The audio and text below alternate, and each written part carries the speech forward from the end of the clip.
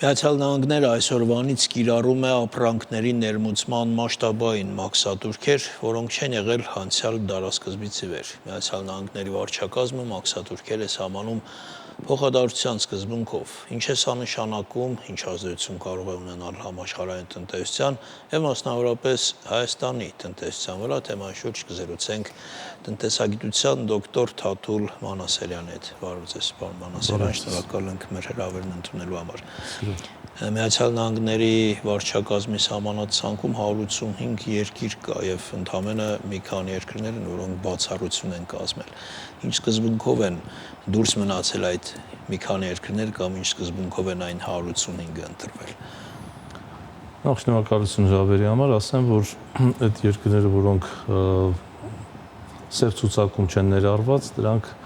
մասնագիտական լեզվով կոչվում են most favored nation, այսինքն առավել այսպես բարեկամ երկրներ, հա, եթե իմաստը թարգմանենք։ Եվ մնացած բոլոր երկրները ներառվում են այդ ցուցակում։ Ինձ համար բնավ դա նորություն չէր կամ անսպասելի չէր, որովհետև Միացյալ Նահանգները ունի մի ղեկավար, որը հուզական այդ վիճակներից ավելի զերծ է եւ կարծես այն տարիքում է, որ իմաստությունը այցելել է վաղուց եւ կարծես թե նաեւ իր ձեռներեց լինելու հաջողակ ձեռներեց լինելու հանգամանքը օգնում է շատ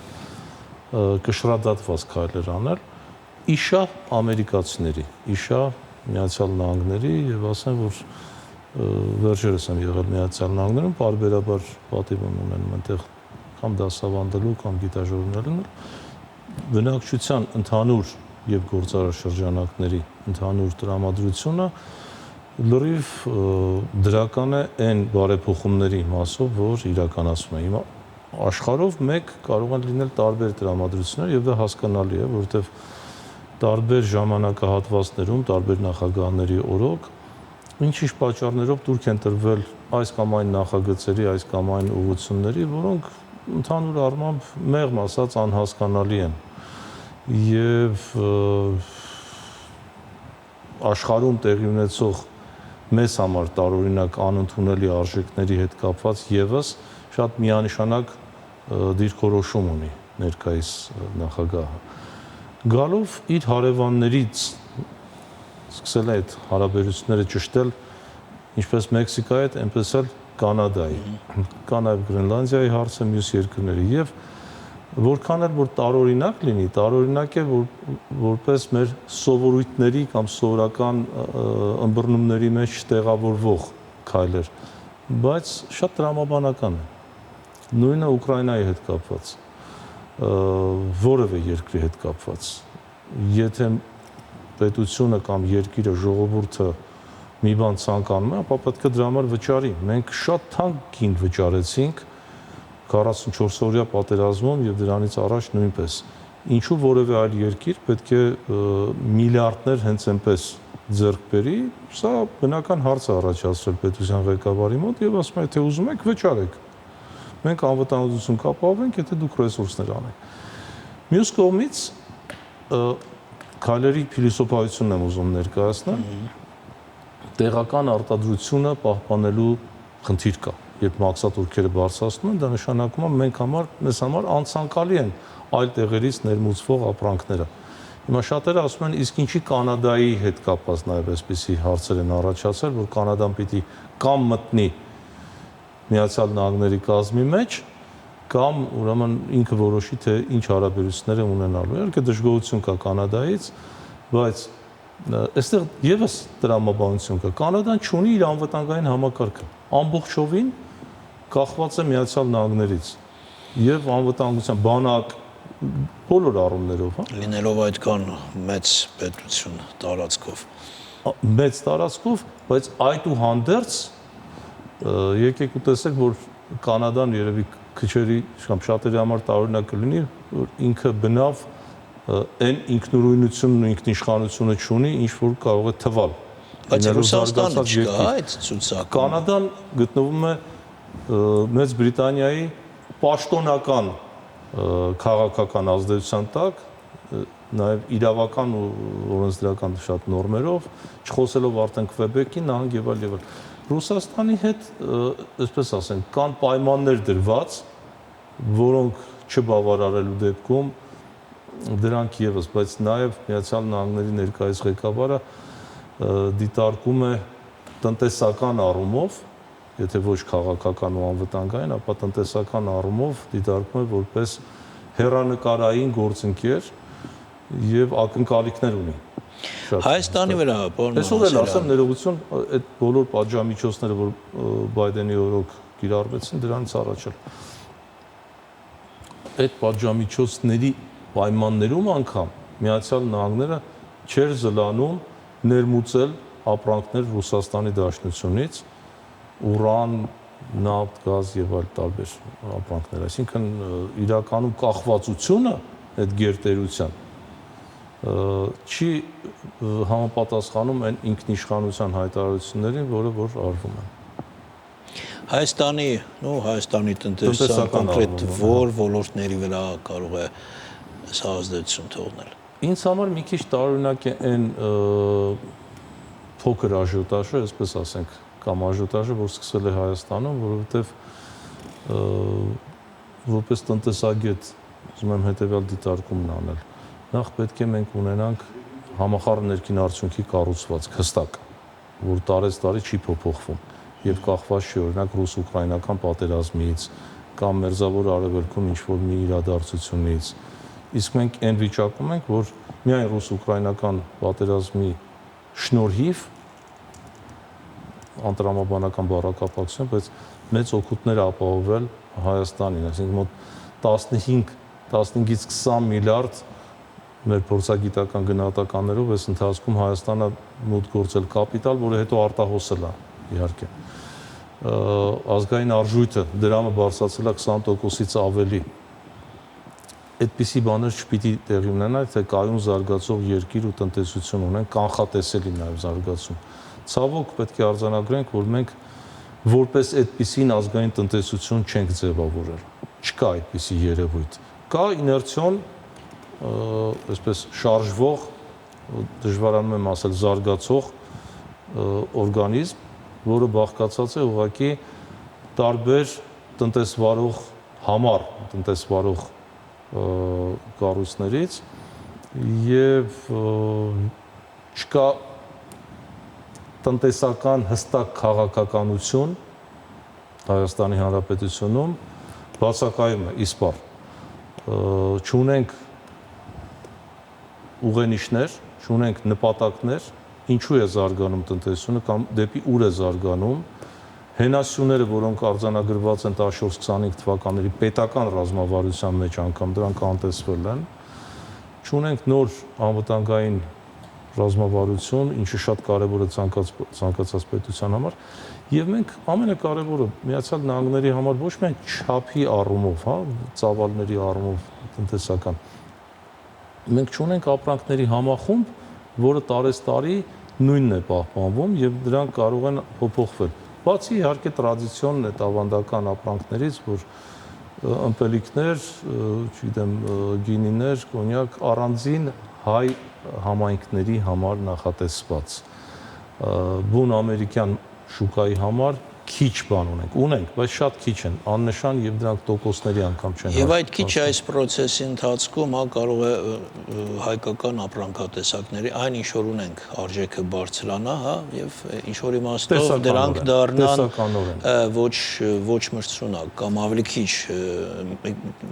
ավելի քիչ մրցունակ։ Տեսեք, տեսականորեն այո, տեղեկատվական տեխնոլոգիաներ, օրինակ դրանք որպես կանոն հայերով միջնորդված կապեր ու պայմանագրեր են, որոնցից դժվար դուժեն աշխատողները եւ եկամուտները եւս չեմ կարծում, որ էական ինչ-որ այդպես ստատանումներ են ունենալու։ Արտահանման ճյուղերից մեկը պետք է համարենք նաեւ զբոսաշրջությունը։ Քչերն են դրա մասին խոսում, բայց զբոսաշրջությունը դա եւս արտահանում է։ Մենք Միացյալ Նահանգներից այդքան մեծ քանակությամբ չունենք զբոսաշրջիկներ ներգնա հիմնականում գործի բերումով կամ առանձին պրոյեկտների բերումով այցելում են Հայաստանի Հանրապետություն, դա եւս չի կարող դժուժել։ Մենք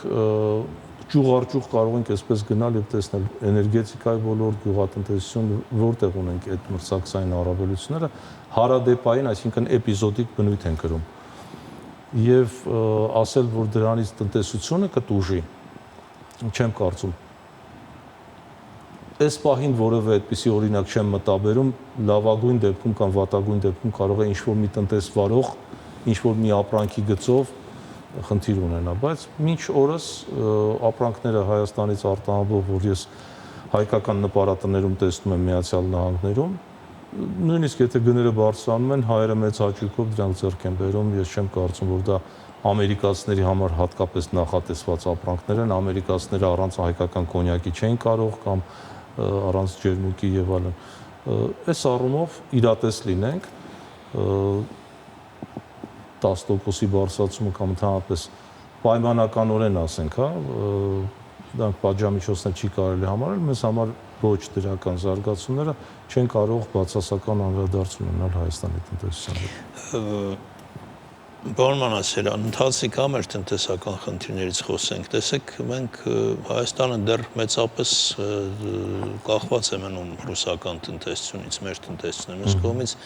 գոնե իշխանությունների մակարդակով չի թաքցվում, որ մենք գնում ենք դեպի Եվրամիություն կամ այդպիսի ցանկություններ ու ավակնություններ ունենք։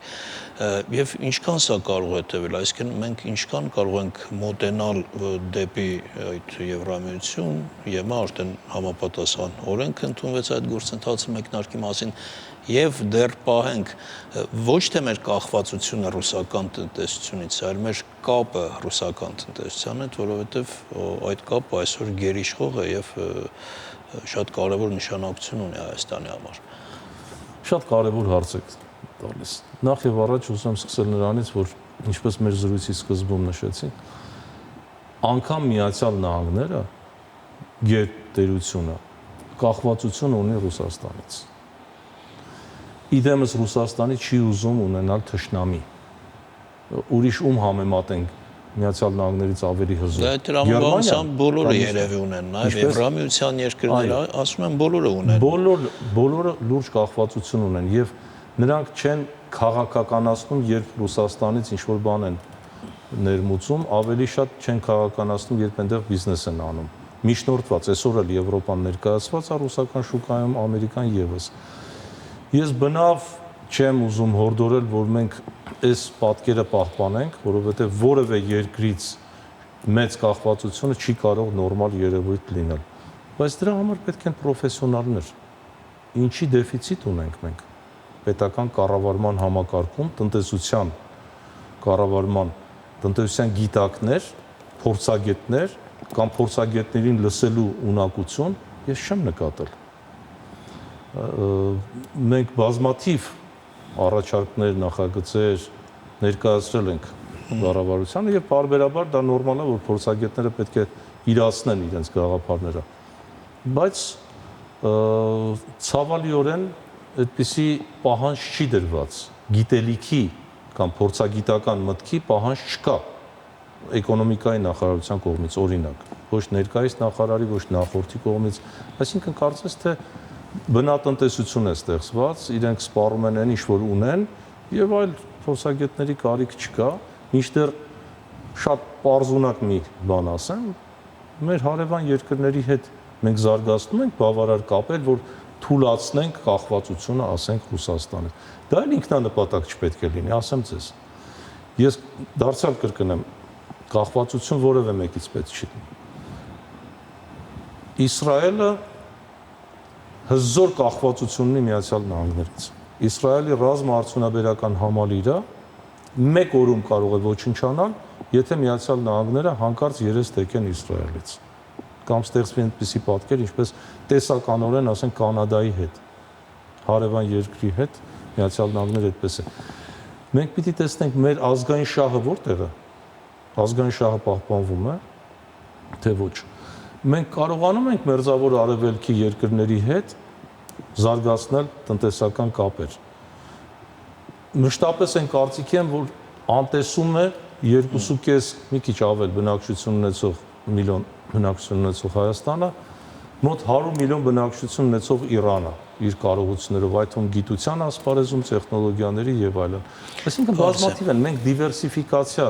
կարծես լսում ենք, բայց դրան ուղղված քայլեր չանելով, որքան այդ բառը օգտագործում է կառավարությունը, այնքան մենք ավելի կախվածությունը տեսնում ենք, որ ուժեղանում է Ռուսաստանից անընդհատ այդ ազդակները գալիս են, չէ՞ որ Հայաստանը չի կարող միաժամանակ լինել եւ ԵԱՏՄ-ում եւ ԵՄ-ում։ Սա կարծես թե նույն տրամաբանության մեջ չէ դիվերսիֆիկացիայի այդ տրամաբանության։ Շատ ճիշտ եք նկատում։ Ուզում եմ ուղղակի հետեւյալ հարցին հարցով պատասխանել։ Իսկ այդ նույն խնդիրը չէր դրված 2017 թվականին, երբ Հայաստանի Հանրապետությունը ստորագրեց պայմանագիր, որը ընթացքի մեջ է կատարում է գոնե ձևականորեն, չնայած առաջընթաց ես չեմ տեսնում, Եվրամիության հետ ՍԵՊԱ-ի համաձայնագիրն է, միևնույն ժամանակ լինելով ԵԱՏՄ անդամ երկիր եւ ԵԱՏՄ հիմնադիր երկիր։ Այսինքն Հայաստանը կարողացել է ժամանակին տնտեսական դիվանագիտությունը այնքան վարպետորեն վարել, որ բևեռների միջև ինքը չմնա վնասով կամ բացասական այդպիսի իրավիճակ չստեղծվի։ Եթե մենք ինքներս ենք սրում իրավիճակը, դուք տեսել եք որևէ երկիր, ասենք 27 անդամ ունի Եվրամիության երկրները, հա? Եվրամիությունը ունի 27 անդամ երկրներ։ Որևէ մեկը օրենք ընդունել է Եվրամիությանը միանալու։